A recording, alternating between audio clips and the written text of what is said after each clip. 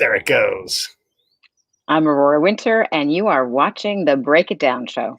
So I'm in my backyard in a tent, Aurora. This is where I do my recording because, houses get really small when you're talking and carrying on and having a show all the time.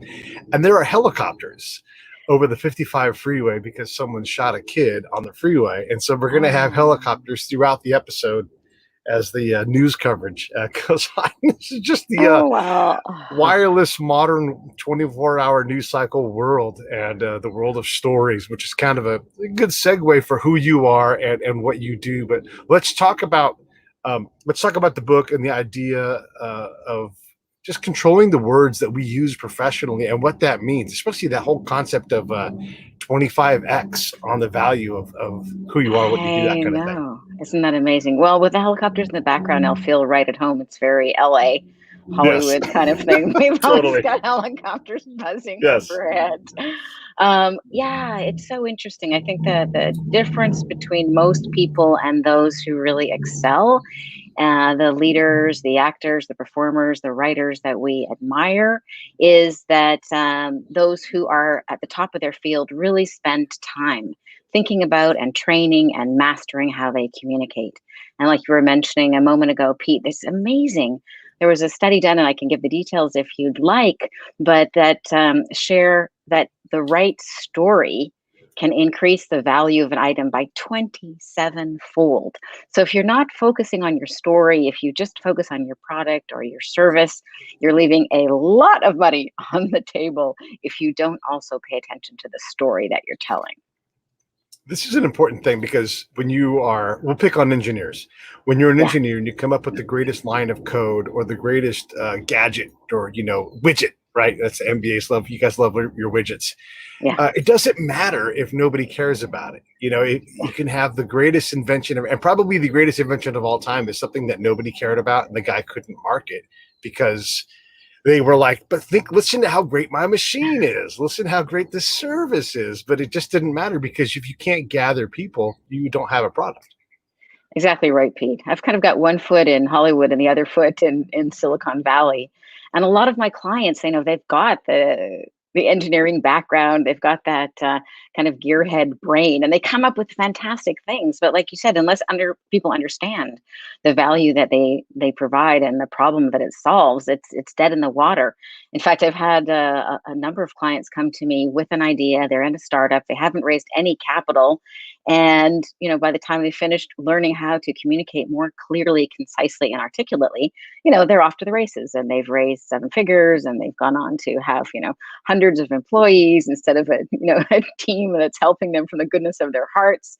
I remember one event I hosted in Vancouver, BC, Canada, and Tarney Williams, who's the CEO of Blueprint Reality, was there. And the audience loved him. They knew he was smart. They knew he had integrity, but they had no idea what his company did. But by the end of that event, once he nailed his message and communicated in a way that mainstream people could understand, people in the audience actually invested in his company. So that was a pretty quick turnaround, and I was so happy, to be the catalyst for that. Why is it so hard to get that right? Why is it such a challenge? I mean, a lot of like right now, this show is going live on YouTube, right? And one of the things you battle there is gathering a crowd, and the way the world is, and the Hollywood side of this is everyone will come to you with ideas on how to take your audience and exploit it for their benefit. But nowadays, if you can build an audience by yourself, like on YouTube, you don't need a whole lot of other help because you can just gather enough folks. So there's that gap in between. I've got this the Break It Down show is a great show, right? Largely undiscovered though, even though we've got 1,000 episodes, we've had world famous people on the show. We've done all the things you're supposed to do to get discovered. And yet here we are with a lot of fans, a lot of people, a lot of revenue moving around, but still largely undiscovered. So how do you deal with that gap? How do you close it so that you can get over the hump where either you have the independence to not even need an agent or, a production company, or how do you make yourself marketable to somebody like that if you've got all the hallmarks? Well, there's quite a few questions in there, so Yes. let's tease them apart kind of one at a time. So for example, with the Break It Down show, it is an excellent show. You've got top-notch guests. The sound quality is awesome. You're now adding the video component. I had the pleasure of listening to a few episodes and I was wowed. And so I think in the example of the Break It Down show, you're not doing anything wrong. So I would suggest faith and persistence. I mean, 10 seasons, 1,000 episodes, just keep it up. And it's like, even when something's growing exponentially, the first few years, exponential growth can look like nothing is happening. But still, then all of a sudden, Yes. it doubles and boom, it takes off. So with Yeah. something like the Break It Down show, there's nothing missing. You're not doing anything wrong. So just keep up the good work. For a more general question, how do we devote enough attention to our message? I think there's a couple of factors that typically trip people up. One is just the idea that, well, they don't need to pay attention to their message. They know everybody knows how to talk. It's like, well, everybody knows how to walk, but people understand that if you want to be a ballroom dancer, you need to train, you need to practice, you need to have it choreographed. Well, public speaking is a lot more like ballroom dancing than just walking. And I think that if when people lean into that mindset, they go, the penny drops and they're like, oh, right, I don't just have to do the same thing I always do, only pay a little bit more attention where I'm putting my feet. This is a new skill and it deserves some time and attention in order to master it. Like anybody who's operating at an elite level really leans into that. I mean, Steve Jobs practiced for 3 weeks before each of the Apple launches. Why? Because it really mattered. And he knew that practicing the right way would make it good. Oftentimes we practice the wrong way and then we just ingrain our bad habits. But he practiced where to stand, how he was going to emphasize different points. He got really comfortable with it, and he had a great product and service. But I've experienced that in my own business as well. If you don't have a good message to go with it, nothing happens. But I think we can all look at Steve Jobs as an example of mastery and the elegance of a beautiful message. I mean, those were ads, but they were must-watch television, right? Yeah, and if you lived through that time, Apple was dead. Yeah, Microsoft had to help bail out Apple. It was just a brand that was going nowhere and didn't resonate. And then all of a sudden, it's just become this one of the biggest companies, at times the biggest company in the world, in part because of his vision.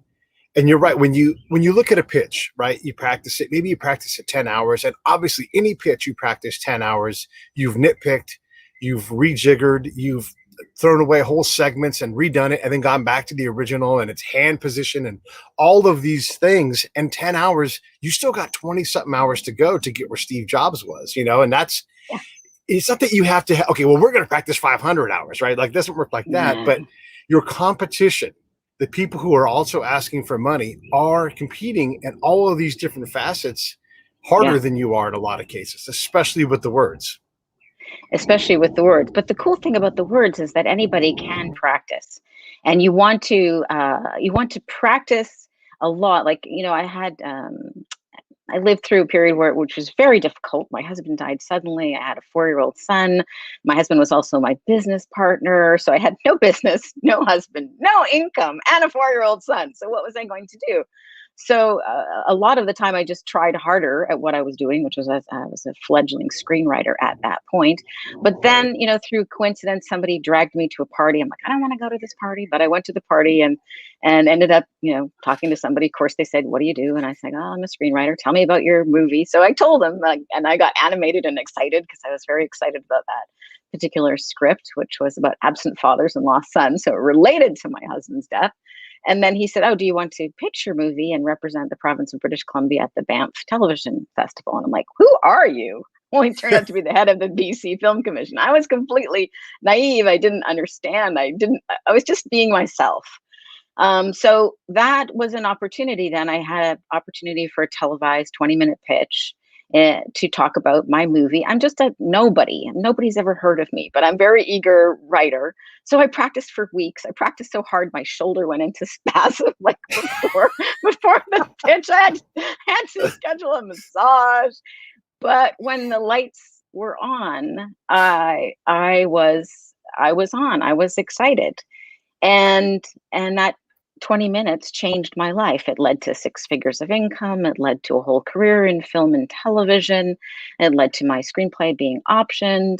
And so when you've got something you're passionate about and you practice, 20 minutes can change your life.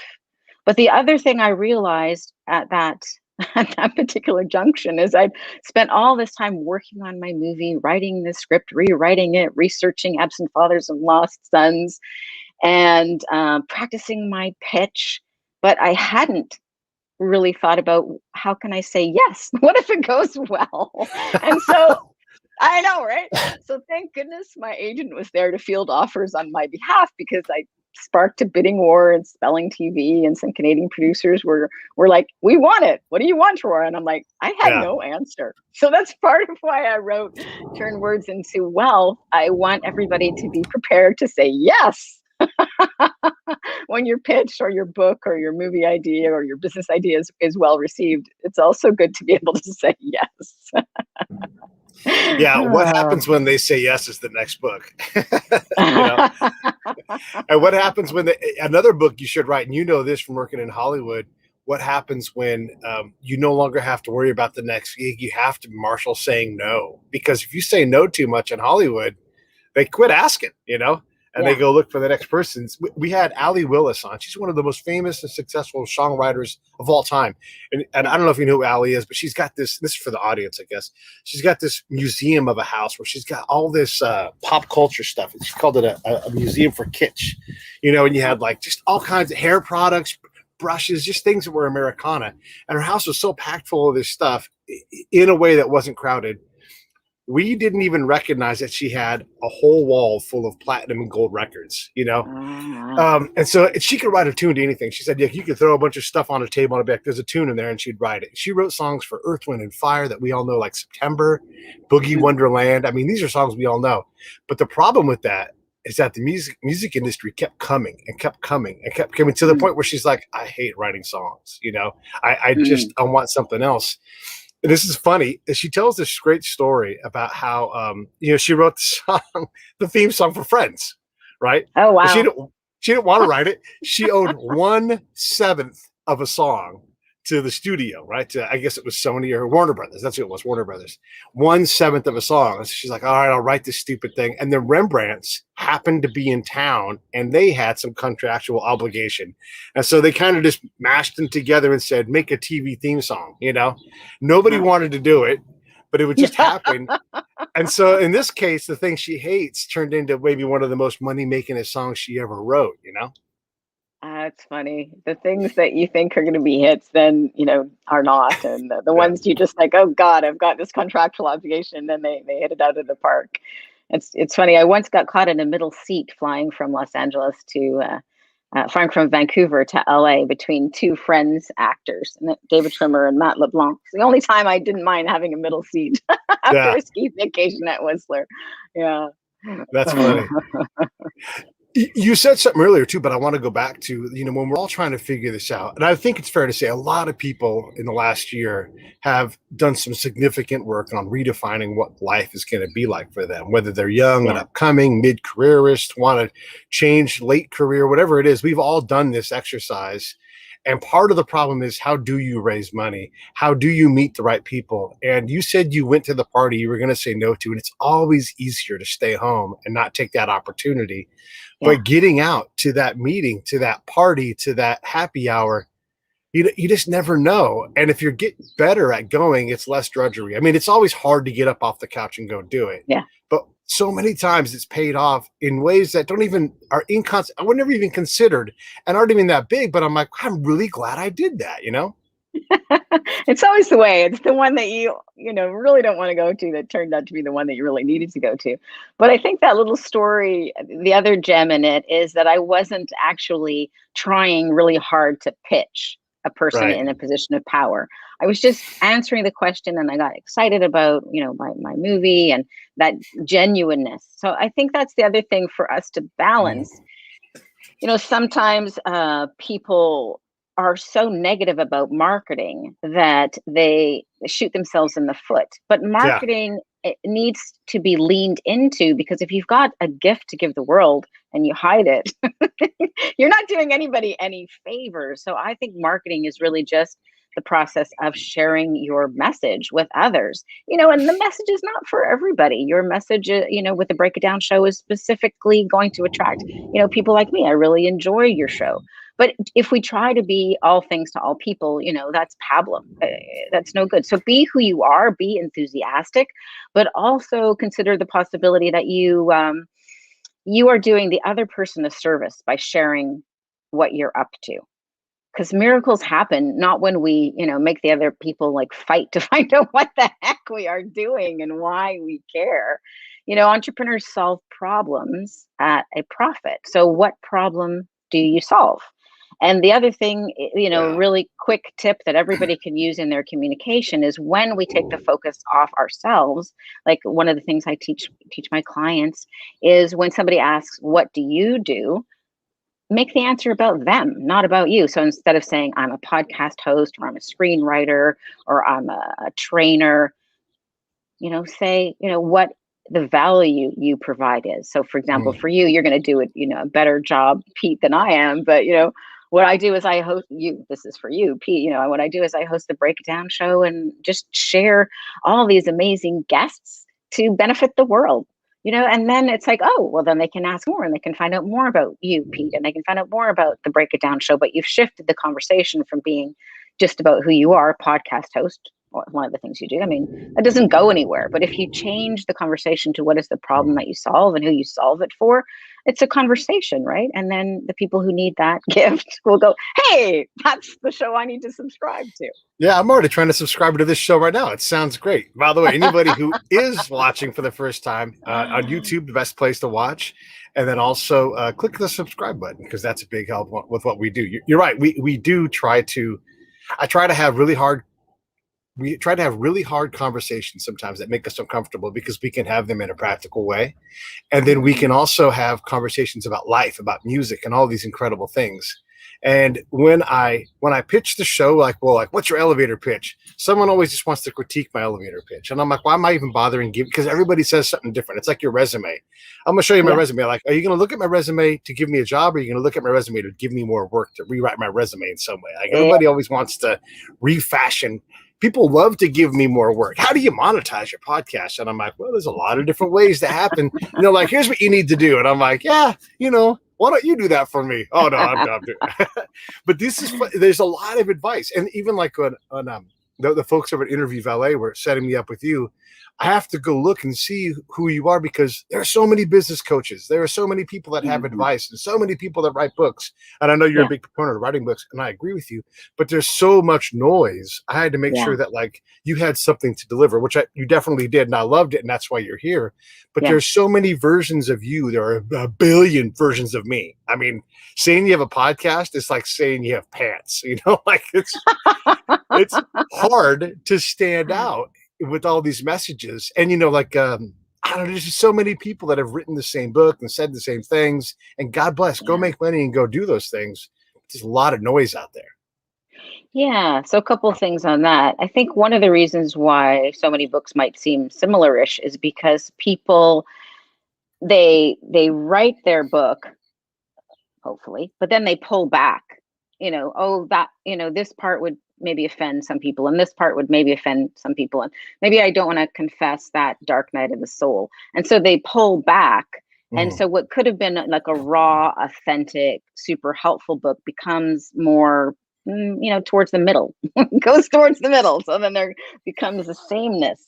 So what I'm an invitation to is, what if your most authentic, your most raw stories, your worst life experiences, your worst business disasters are part of your most valuable message? And Yeah. that, what if when you share the dark night of the soul or the hell that you have gone through, that then people will be, oh, I trust Pete. I believe Aurora. And then they're willing to also hear, how you turned it around, and they'll have a deeper listening.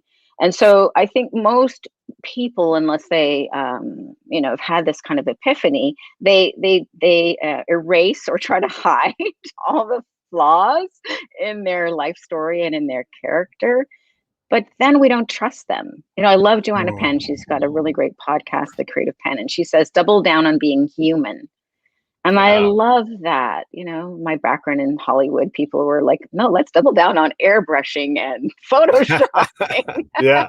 Yeah. But I Yeah. think doubling down on human is so valuable. And I want to hear, Pete, how you've shifted with the pandemic, and I know that you've given yourself permission to have some holidays, and I'm like in awe of your 1,000 shows and your ongoing commitment to it. Yeah. But one of the ways that I shifted during the pandemic, I was in Silicon Valley. I was raising capital for a startup. And then I thought, what is the life that I really want to lead? Yeah. Why do I need, millions more dollars and a bunch of people who are on my team who will be needing me to respond to their emails to do what? To have a life.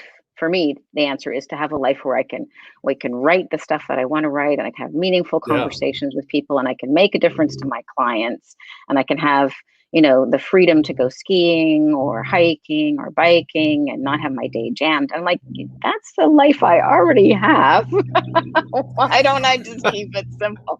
Right. So, I usually host a couple of events per year and cancel them with the pandemic. And then I doubled down on, instead of going, wide and shallow, I just have a few VIP clients. I take them all the way through the book writing process. I, interview them. We create a podcast. I create the book. I market the book. So it's like, done with you, hand holding Hmm. all the way, and free therapy on the side. And how many clients do I need? Not very many. And so Yeah. I have the Yeah. freedom now. I'm writing my fantasy books as well on the Nice. side, with, no need for them to ever produce any money, just because I Right. want to. Right. This is How an about you? How did the interesting. pandemic? Yeah, go ahead. No, but yeah, and I want to answer that question. This is the interesting thing, right? Like, you have to find something that you're willing to work hard enough at to be competitive and to be professional. Yeah. And I've proven that with the podcast. 1,000 episodes, incredible guests, on and on and on for Yeah. days and days.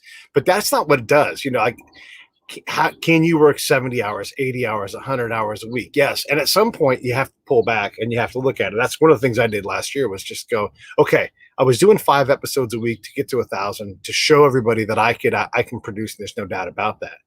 And I Mhm. was looking for clients to help them do podcasts, and I still am, but it's so rare to find someone who can do the work to actually have a good podcast.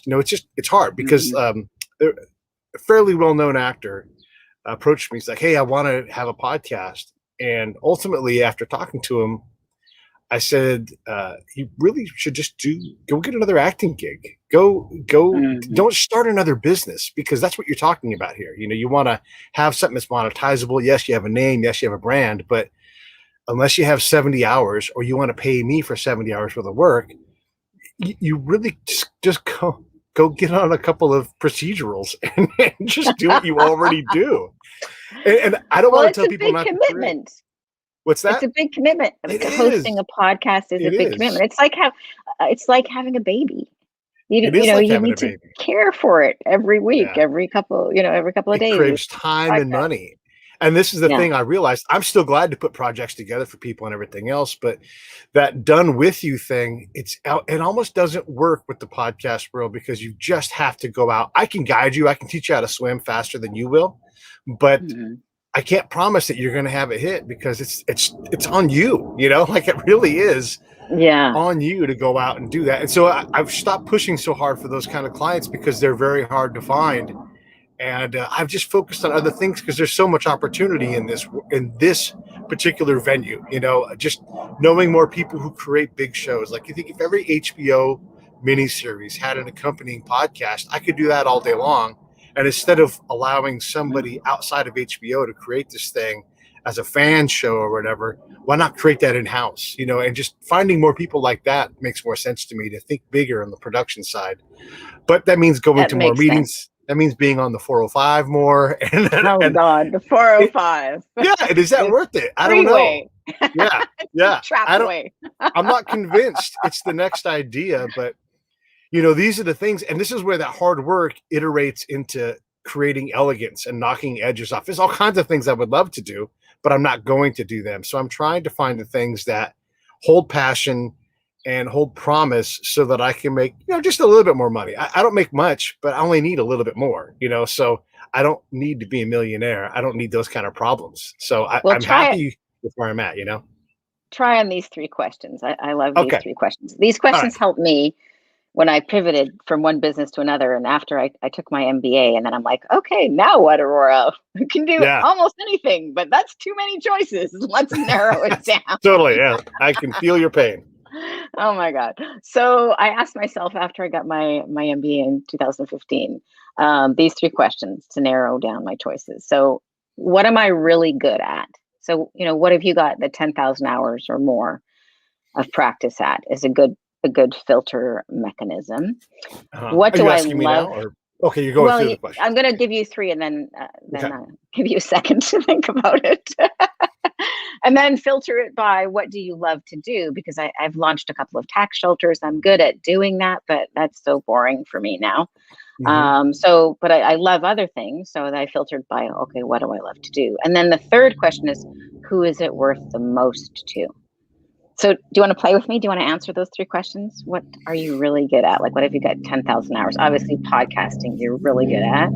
Yeah, well, and podcasting really is a new iteration of my work in the field in Iraq and Afghanistan as a spy, right? So what would I do every day? I would go out and have these conversations to try to find out what was going on in the area. So I'm still doing the same thing now. It's just safer, oftentimes over a camera and a screen, but it's the same thing. And then I would write a report about this is who I talked to, this is what we talked about, this is what I think it means.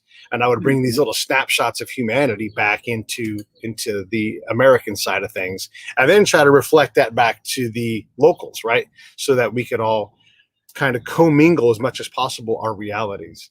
So I'm really Mm. good at that. I'm really good at going out and entering into uncomfortable spaces. For a lot of other people, for me, it's not uncomfortable because I've done it. Like when I do prep, but a lot of the prep I've done is in those 10,000 hours. It's behind me, right? So I could interview you cold and not have to worry about a thing because I already know how to do that, right? In this case, Yeah. I prepared for you specifically because there's so many people that try to do business coaching. I wanted to make sure I had something original to say. But within a few minutes of hearing you talk on another show, I had it, right? So I'm great at that. Right. All right. And then do you still love all of that, or what is it that you love to do? Because that might be a subset of the things that you're really good at.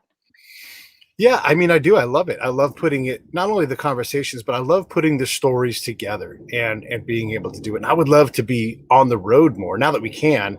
We're going to Tennessee. We're going to go do some stuff there. I Yeah. would like to do some kind of a podumentary kind of projects. Problem with this is I can want to do it. I know how to do it, but the funding to have somebody else pay me to do it is the problem with that. I haven't been able to bump those cars together so that I can get that train going in the right direction. Well, that brings us to the third question. So Yes. who are those wonderful skills of the things that you're really good at and that you also love to do? Who's that worth the most to? That's a really good filtering question. Yeah, it's hard. Yeah. I mean, content providers, right? There are so many different people that are creating new streaming platforms and they need stuff to fill that time.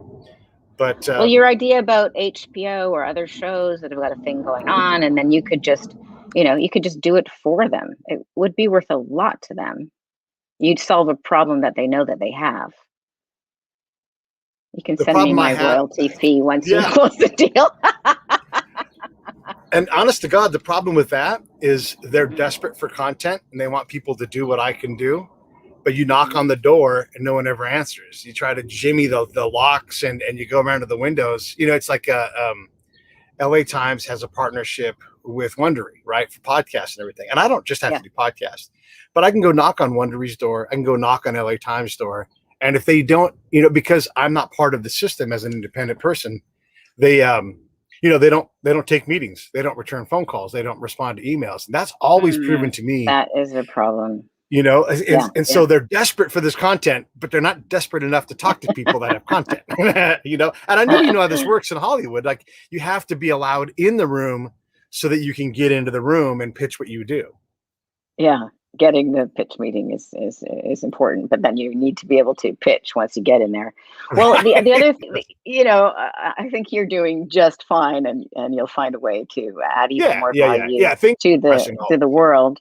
But for others, and you might want to do this as well. The other questions I asked myself were, what am I really curious about? So I just like brainstormed 24 things, 24 things I'm really curious about. And then, what problems do I like solving?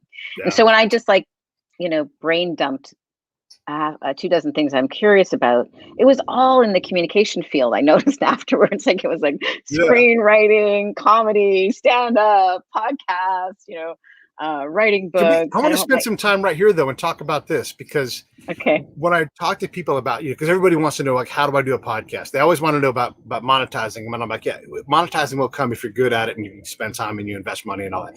But what do you like to create? Is it a podcast? Is it a conversation? Did you love painting as a kid? We all had much more creative passion and time when we were younger. And then we start to lose track of that because we have a 4-year-old kid, and, we have a house, and someone's always got a broken arm, and, the time to spend creating things. So I always ask folks, like, what do you really enjoy creating? What draws you? What calls to you that is even unavailable even? And I find that a lot of folks struggle with that answer. Like, what brings you joy the minute you start doing it? Well, you're asking me, I assume. So obviously I'm the other person here who could answer. Well, what brings me joy? I'm this weird combination of, I love coming up with business ideas. At the dinner table when I was a kid, we would always come up with $1 million business ideas. So I have a lot of myelin or brain connections around that. Yeah. And I have launched several successful businesses, and it's just natural and easy and fun for me to put two disparate ideas together and say, hey, did you maybe consider putting those two things together? And a lot of people are not comfortable with that. So that's one of the things I love to do. That's a gift to others. I love getting to know people. I'm really curious. I'm very empathetic, and I love to know, how did you become to be the person that you are today, and what makes you tick, and what might be stumbling blocks for you. And usually people open up to me. So I have very intimate conversations, and I love that. And oftentimes I can be catalyst for healing, or for a shift or a change of mindset that's really profound. So I love doing that. And then the third way I love to create is any kind of writing or talking. Like right now, we're co-creating something together right here, right now, your podcast show. So what I do now is I combine those three things typically. So my ideal client is somebody who would like to create something. Usually it's a book, but sometimes it's a business, which needs some kind of communication element, like a pitch or a podcast or a YouTube channel. But oftentimes it's a book. And then I get to know them, but then we do reverse engineer it. So I'm not so much a fan of build it and they will come. I think it's really good to reverse engineer it. So my book, Turn Words into Wealth, actually shows 7 different ways people can monetize a book. Because one of the things that hurts my heart is people put all this love and energy into a book. Typically, first-time authors take 3.5 years to write their book, and then they publish it, but they haven't been on any podcasts. They haven't gotten any social media channels. They haven't thought about any buzz. Yeah. And so nothing happens, like crickets. And that's a tragedy, because that book could be really good. And maybe they put 10 years of their wisdom into it. And maybe it's the answer to various people's prayers, but it doesn't go anywhere. So what I do now is, I help people reverse engineer the kind of result that they want from their book. And then I interview them sort of on a podcast like this, but then they've got the podcast. So they've got the audios and the videos and the clips. So 3 months before their book comes out, they can leverage that. And then we transcribe the podcast to make a messy first draft. People can get about 8,000 words an hour though. So once they know what they're talking about. Yeah. And then I help them publish and promote their book. So those are the things that fill me with joy. So being creative, being a coach, and coming up with breakthrough business ideas. Yeah. That kind of creativity is special too, because it does. Anybody can publish a book, but not anybody can sell a book, and that really is the new differentiator now. And anybody can become, with the right trickery and money, anybody can become a best-selling author. It's just a reality. I can go pay for 1 million hits on YouTube. I can do that right now. Yeah. It wouldn't be real, Yeah. but I could say, oh, I've got 1 million subscribers. I paid $5,000 or whatever it is, and I would have 1 million subscribers. It really can be Uh, happen. But that isn't what you yeah. want to create. Well, yeah, because I think we can get distracted filling our ego instead of filling our bank account or filling our soul. So, and that can really trip us up in North America. I hope the pandemic can help correct, because it seemed to me that people were generally optimized in North America for just one component, that a successful life equals money in the bank. That's like, no, I hope people get it. Like, it's health. You want to be healthy, right? You want to be happy. You want to have meaningful relationships. You want to do work that's meaningful, and you want to have money in the bank, but not so much money that you're working 70 hours a week at something that you loathe and despise. And then your wife has an affair with the pool guy, and your family falls apart, right? So, Yeah. not your wife. Not, I don't know your No, but story at all. it's I don't true. even know if you're married, but right. Yeah. So, I think what is helpful to counteract that, how many hits, how many Facebook, how many likes, is if you focus on meaning instead of Mm. response. And if you are doing something meaningful, like my first published book, I honestly thought it would only help one other person, another young widow whose husband died suddenly, who happened to have like a 4-year-old son. I was so naive. Right. And I wrote it for that person, but in my heart, I was like, you know what? If only one person reads this, but it changes their life and helps them not suffer as much as I did, it's worth it. And so then when the book came out, From Heartbreak to Happiness, I was like kind of surprised that Wayne Dyer endorsed it. I was kind of shocked that people emailed me and said, hey, I'm on my deathbed. This book really helped me, or weird things. Or I thought at the time weird, I lost my job. I got fired and your book really helped me. Or my pet died and your book really helped me. So what I discovered is the emotional journey was similar. And so that book's called From Heartbreak to Happiness. And as I shared going from heartbreak to happiness, people thought they could too.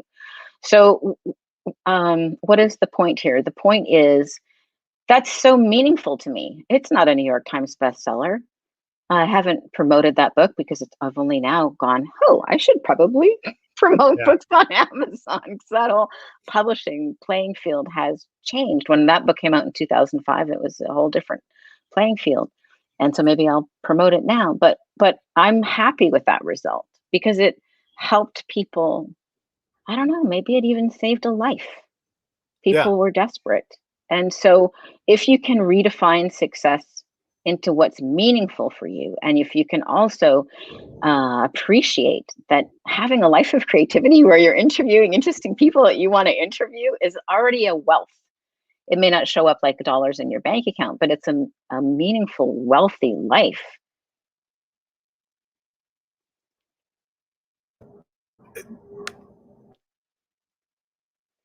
You look like you were about to say something, but I don't know, maybe the connection Trying. There spaced. it goes. Yeah. I'm just, there's an airplane flying overhead to land at John Wayne. I was trying to mess with my Okay. mute button, and then my mute button wasn't working. Anyhow, I'm so glad you said that, because one of the things with podcasting, and again, answering that question, well, how do you monetize it? It's like, well, if you only think of monetization as money, then it's very challenging, and nobody should ever create one ever. But if you think about the enrichment factor, like getting to meet you, getting to travel and go meet other people's. One of the things that's incredible is I can go to Malibu, sit in some extremely successful person's house, right across their kitchen counter, and they're looking at me saying, "Hey, do you want a juice? Can I make you a muffin?" And they're being like, how many times does someone get to interview somebody who's world famous and they get to be the host? It's Yeah. just totally a new dynamic. And I get to share that. The other day, I had on Jack Carr, who's his books inspired Chris Pratt to create an Amazon series on his action adventure novel, right? And so this guy he was a Navy SEAL, and that's as good as you can be in the military. And now he's one of the top authors in the Yeah. world. I mean, when you got someone, optioning a script is one thing, optioning and, hey, we already got Amazon, we're doing a deal, we're going to create this thing, and it's series number 1. I mean, that's a whole different thing. And so I was able to take him, and he comes on, and he's great. He always supports other veterans and everything. And he came on. Well, meanwhile, a subgenre of that, a guy named Michael Broderick is an actor. He works all over Hollywood, also a former Marine. He's like, I want to be in on that job. So I'm going to create a short. I'm going to create a small 11-minute story in that Jack Carr universe. And so he did that. And Jack's like, I love this. And he pushed it forward. Chris Pratt loves it. Now Michael Broderick has a job acting in that series, right? So I I love have that. Jack. Isn't that great? It gets better. Jack Carr comes on the show to talk about his new book. And I'm like, hey, Michael, why don't you come and co-host? Because it's one of the things I do. And I bring different people together so that you can have these conversations that aren't possible. So you have this clear bromance between Jack and Michael, and they're both tickled that this is all working out so well. But now we get to have them all and have this conversation in real time, and you get to create something bigger and better. And I learned that. Well, I learned that in Iraq, actually, but I learned it for a podcast. Like I rediscovered it because I realized, like, I don't have to just be the host. I can bring in anybody to co-host. Who would I pick if I could have anybody? So now not only do I get to pick anybody in the world to talk to, I can now find the perfect co-host to go with them. And who says no to co-hosting? Everyone Exactly. is like, yeah. If you want a So female it turned into this co-host really sometime, magical I'll thing, right? volunteer. Yeah, well, you're signed up. Let's do it. All right. Well, and you But were also a catalyst, like you were part of the glue that made that magic happen. So that is so cool. Yeah. So, and I want to just add to this conversation about all the different kinds of wealth. Like I tested my title. So the book is called Turn Words into Wealth, but the back cover says Turn Words into Wonder, Wisdom, and Wealth. But that was too long for the title. But we can turn our words into so many different things, and yeah, wonder is one of them.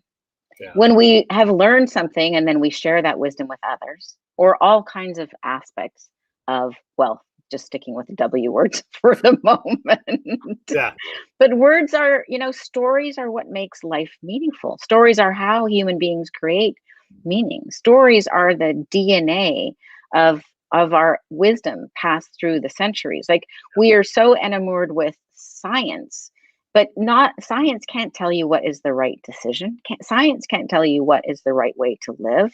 And how humans have communicated these values to others is through stories. Stories stick in our hearts and minds. So if you really are passionate about sharing something, tell it in a story. And then the person will be left thinking about that. yeah. Right?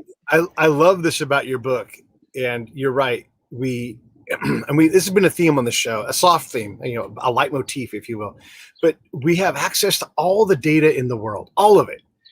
But we don't seem to generate more wisdom for it, So we have all of this stuff, and yet we struggle with basic cultural problems. We struggle with so many different things, and that wisdom is often it's absent, And so we have all these data points, and it gets confused, and it turns into this noise. And then also wonder, and I always talk about joy and wonder myself too, because if you're able to collect those moments, then it's easy to focus on the last time you were in a rage, and you were shaking your fist at something and mad at a computer or whatever it is, right? But if I was to say, hey, Aurora, when was the last time you were just overflowing with joy, or when you just mouth agape wonder? When was that last time? This morning when I climbed the mountain and just looked at the neighboring mountains, they're snow-capped, and spring has just sprung. There's so many flowers and the lupins are blooming. And it was just like, thank you, thank you, thank you. Started my morning with a lot of appreciation. Yeah, that's why I'm happy to have more time. Yeah. How about you? What was the last time that you had that feeling? You know what? I had some time. I woke up early. I've been trying to work through a couple things in my head that are projects. Nothing crazy, but just, my brain activated early. And I thought, you know what? I live about halfway between Disney and Newport Beach. And I was having a conversation with one of my production people in Macedonia, which is crazy to say that. And he's like, what are you doing? Well, I'm driving down to the beach. I'm going to go see the beach, turn around and come back, because it's less than half an hour round trip, And so I drove down, I saw the ocean, I saw the sand, and I thought, there you go. Whatever's going on, you live 10 minutes from the ocean, And then, by the way, it's Southern California. I live 90 minutes from the desert. I live 90 minutes from wine country. I live 90 minutes from a mountain, whatever I want. It's all right here. So I'm already done so well. I'm already so enriched. And I just really, I paused for a moment, just a moment. But I thought about all of that and how fortunate I am. Like, you can say whatever you want about California, and we're a bunch of hippies and a bunch of lefties and all.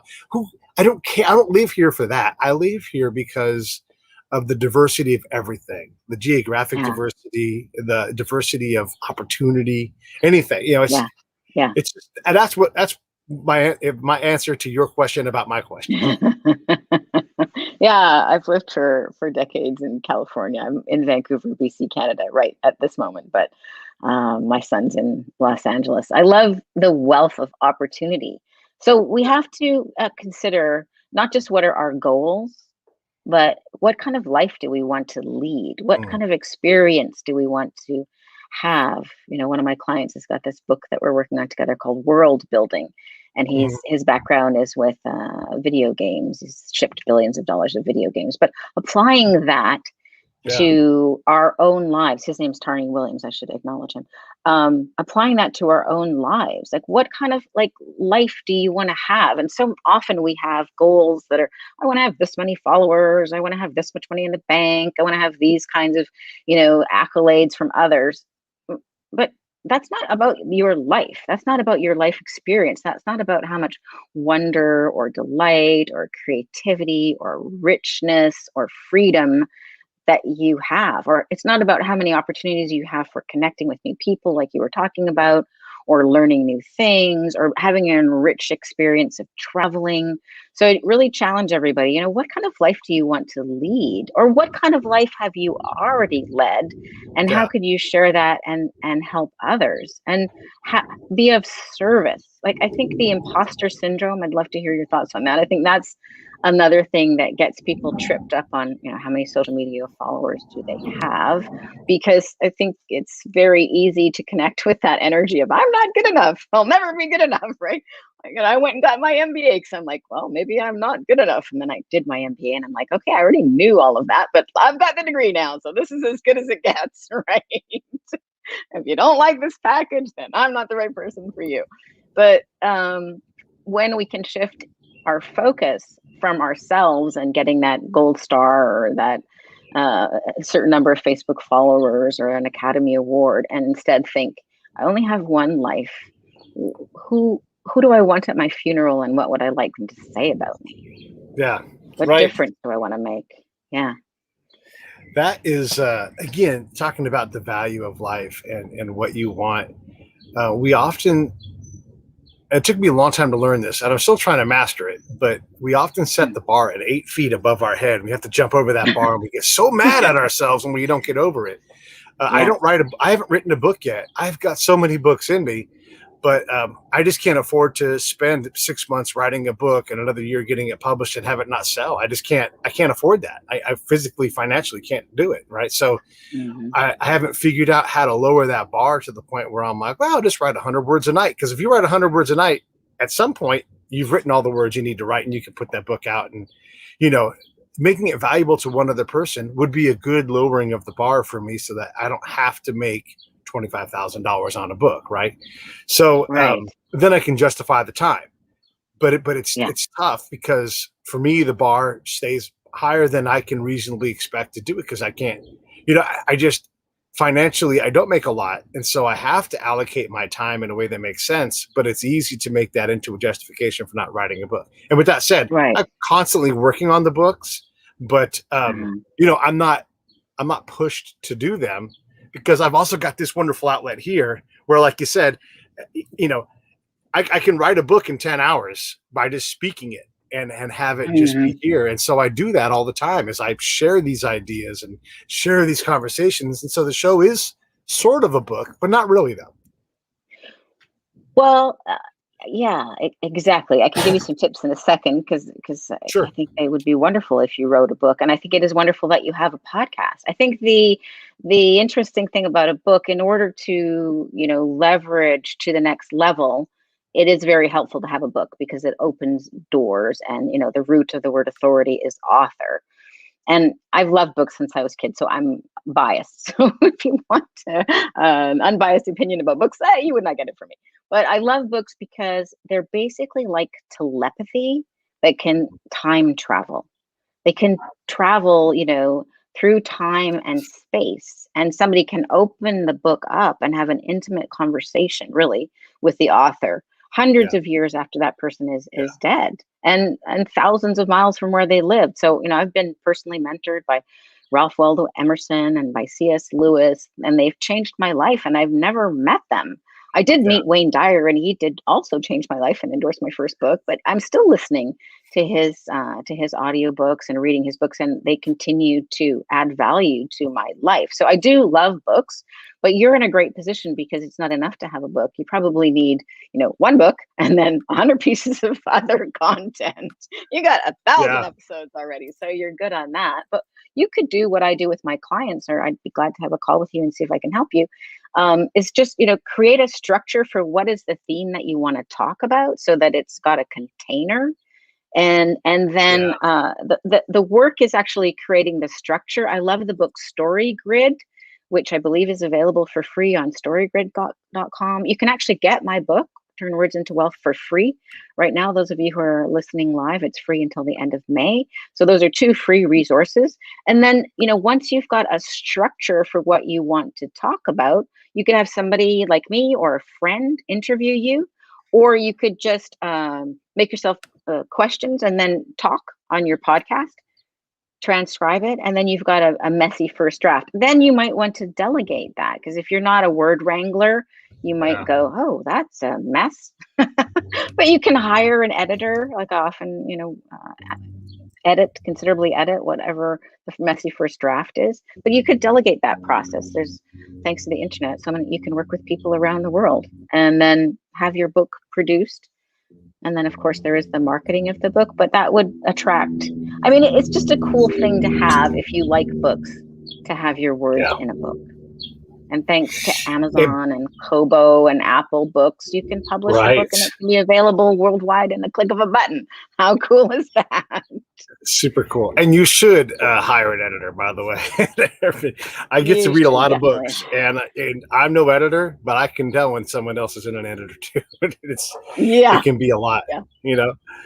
Uh, Yeah. yeah, I mean I these are hired an editor for my book, even though, if you got an advanced review copy, you might have seen it before the final proof. But it's just good to have multiple eyes looking at things. yeah, And once you've read something a dozen times, you're probably going to miss the same typo again. I can read it once. I don't want to miss the typo forever until I publish it, and then I can see all of them. I So pro love that you. writing aid and editors are your friend. Yeah, yeah, for sure.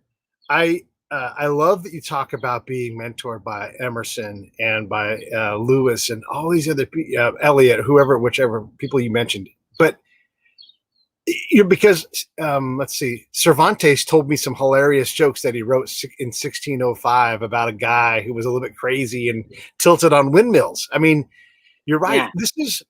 This is that person's best effort that they had at the time. And I'm positive every one of these authors, if you brought them back and said, was this perfect? They'd be like, absolutely not. I didn't explain this very well. And 3 books later, Yeah. I was, if you read, we all talk about Orwell. We had a guy named Dorian Linsky come on, and he did a biography, like a really deep dive of one of Orwell's books, 1984. And in that came the whole biography of Orwell the man too. And so you realize just how much he evolved in his lifetime. So we always say Orwellian this and Orwellian that, and every political party leverages his work. He's so ubiquitous. But when you dive in to his words and you see his struggle as an author, as a guy going through wars, as a generally unlikable guy, in a lot of ways, you read and you get to know this person and you're like, oh my God, this is the best that they could do. And if I can't find value in that, then what the heck am I doing? I love having authors on because they've really had time to think and they've had these moments of brilliance and they've chosen to write them down. And then they got someone to publish them and then someone to sell them. And it's like, that's how powerful these words are. And we choose to ignore them. But I would say that you'd be wise if you didn't. Well, and I also think we need to give ourselves permission to evolve. In our instant, microwave society, we want everything done right now. Picasso is another great example of that. I mean, I took my my MBA in Italy, a place called Chimba. So I had a lot of chance to travel through Italy, and be driving the little car. And I was like, okay, well, I'm hungry, so let's stop at this town. I have no idea where I am, and so then I would always ask, have you got an art gallery? And they would say, point me down. where it was. And I went into this one art gallery and there was amazing art. I felt really drawn to it. It was so realistic. It was very realistically done. And there was a lot of blue shades. And then I was like, that's Picasso. That was his blue period. Like he learned how to paint very realistically. Yeah. Most people don't appreciate fully how much he gave himself permission to evolve. And we don't in our society today give ourselves permission to evolve. So master something and then do something else. I mean, life is long. What if you live to, this is why I took my MBA. It's like, what if I lived to be 115? I would definitely regret not doing it, right? And it's a good reason to write a book or launch a podcast or start your startup and pitch to raise capital or start your YouTube, whatever you want to do. Like, why are you waiting? Yeah. Memento mori, we don't live forever.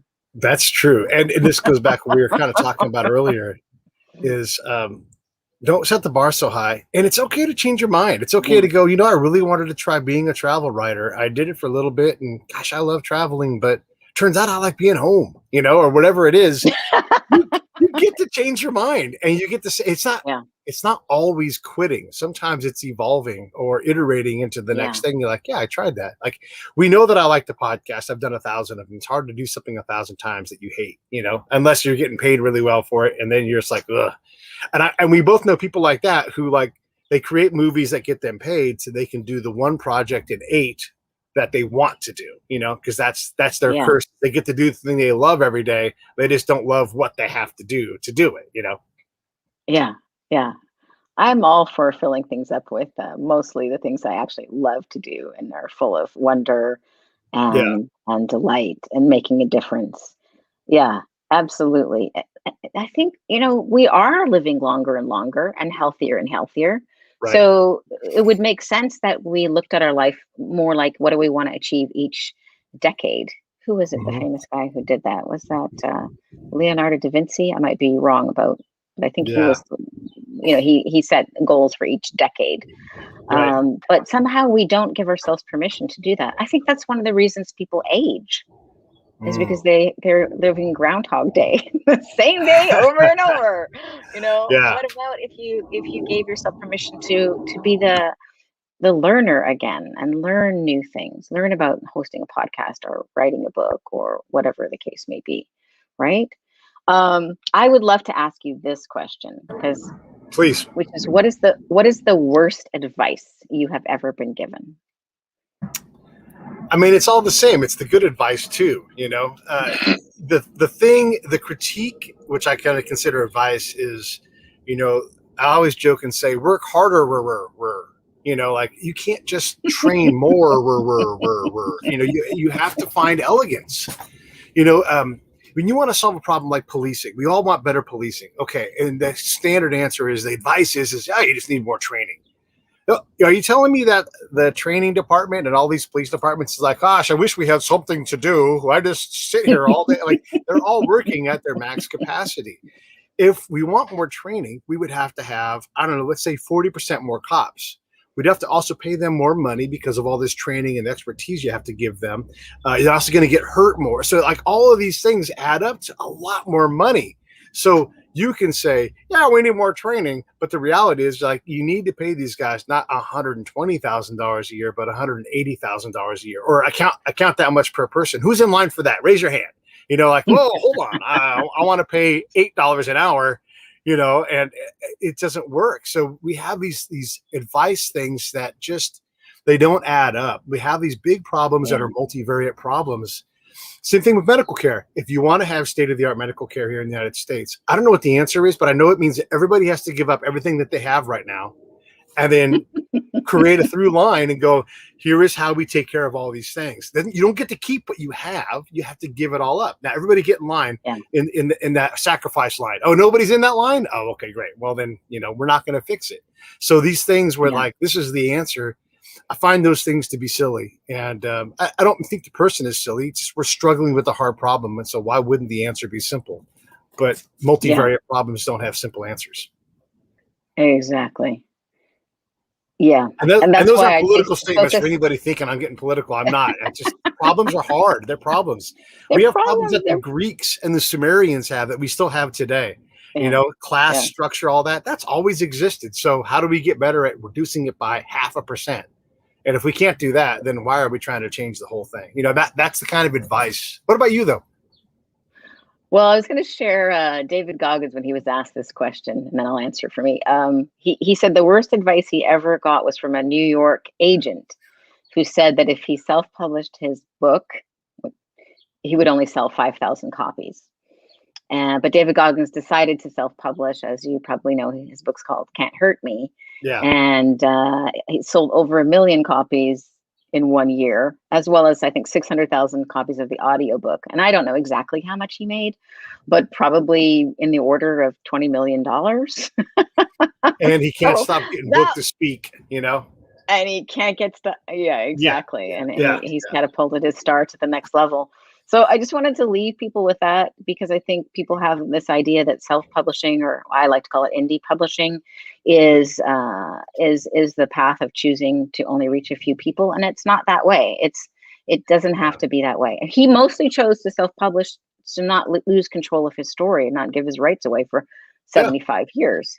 But he also made a lot more money. Yeah. So I think that oftentimes the middle person is being taken out of the middle in all industries. So let's just get over our Yeah. ego and instead see how we can be of more service. I think the worst advice that I ever got was just, sorry, you Yeah. wanted to say something on that? Yeah, please. No, you go. Oh, I think the worst advice I ever really got was a coach who was very helpful and taught me a lot of things, but he was totally focused on all of his clients bringing in $1 million gross. And I kept saying, yeah, what about net? There was no Yeah. conversation about net. And I think Yeah. that is out there. A lot of people focusing on the big splashy gross number, but at what cost? You know, one of the people who was in that mastermind group with me, he did make $1 million, but he only had $178 in his bank account at the end, because it was Yeah. gross 1 million, but it was net $178 and a lot of stress. So always look at the net, not the gross Yeah. of the Yeah. situation. Yeah. The other thing I want to say, and this is like, you know, kudos to you, because being able to shepherd people through the publication process, it is not a simple thing. If you want to write a book, you can for sure get a publisher to do it. If you try hard enough, you'll find someone. But no matter what happens, whether you self-publish or you get the biggest house in the world to publish your book, you have to be salesperson of the year for your book. If Yeah. you don't You've go got out and outwork that corporation, because they've got as soon as your book is published and the deal is signed, they're working on the next book. They will give you the attention they owe you. But Yeah. I know a number of authors who signed great deals. They did a great job. Their book did so well. And the publisher was always trying to say, we're not going to do the next printing. And they're like, the hell and you know this to be true. Like, Yeah. we're not going to do a fifth printing. You're like, why wouldn't you do a fifth printing? Well, there's not that much demand. They're like, I'll be right back. I'm going to go sell 10,000 books, because they knew how to do it, you know? And so Yeah, just because you exactly. get published, you still have to be able to tell your story and market yourself in a way that makes people crazy and bananas for your book. Well, and that's one of the reasons I wrote Turn Words into Wealth, because I think that so many people assume that if they get an agent or they get a publisher, that's it. They don't have to market it. And that's not true. So I really wanted to show like 7 different examples with a bunch of different stories, from Yeah. Tim Ferriss to Ariana Huffington It's so to good. all kinds of stories about how people can self-publish, indie publish, and then think through their back end. And that way you can afford to give books away. Like right now, my book is free. I can afford to give my book away because I don't have a publisher. I've, published through my own company, Same Page Publishing. And, I'm happy the book was, #1 new release, and it's already got thousands of new readers since it's Yeah. been launched just on May 5th. Because I'm focused on making a difference. And I hope that the book will encourage many people to write their own book and have their own story. And I'm filling my heart's bank account with that. And people that make a difference get opportunity, and people want to do things with them. And yeah, just so many different ways to get involved and help. You guys should all find your thing. Definitely go to storygrid.com. That's where that reference from earlier in the show, there's that. If you're inclined to spend money on Amazon and buy a free book, which is not going to be free for everyone, you can get Aurora's book on Amazon. That will help us out. That will help Aurora out. Turn Words into Wealth. Or you can get it for free for a limited time. And where can they get that at, Aurora? And I'll put that on the screen. Actually, they can get it on Amazon for free. The ebook is free until the end of May. And then, I mean, books are so inexpensive, but it's available as a softcover or hardcover book. So you might as well support the show and get the softcover or hardcover book. And those of you who are listening later, it won't be free, but ebooks are not expensive. I mean, people spend so much time and effort writing a book. It's ridiculous how little books cost. They're such a great way to learn things. Yeah. So yeah. Go see live shows, go buy books. And then if you aren't sure what to do with that book, give it to somebody else as a gift. Wow. You can re-gift a book. No one ever gets mad. You can always do that. All right. Stand by. Absolutely. One second. Let me close this thing out. Hey, thanks for watching the show. I really appreciate it. Right here, you can subscribe. Please do that. It makes the show grow. Hit that notification bell so you know which incredible guest is coming up next. Down below is the PayPal link. You can put a small subscription in. That is an enormous help. All that money goes right back into the show. And then right up over here are the next episodes you should listen to, curated by yours truly. Thank you so much for watching the Break